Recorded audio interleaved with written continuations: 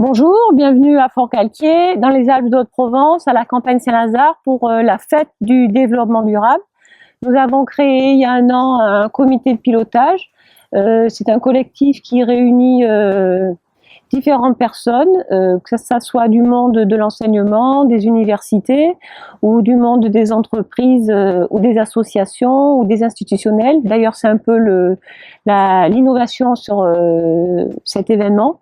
C'est de rassembler les filières du monde des institutionnels comme la CCI, la communauté de communes, la commune, le Pays de Haute-Provence, des associations comme l'association Énergie 2050, aussi des associations sur le tri, le compostage.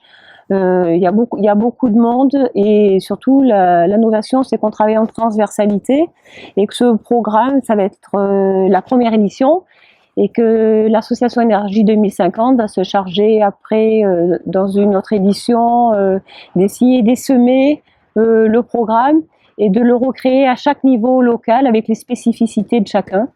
Donc vous pouvez voir, il y a des stands là-bas, de l'autre côté il y a des conférences.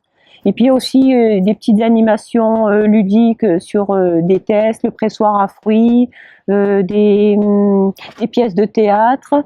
Et puis notre député maire Christophe Castaner va inaugurer le parcours de la biodiversité qui va être mis à disposition ensuite des écoles, des entreprises, mais aussi des individuels pour profiter de notre cadre magnifique.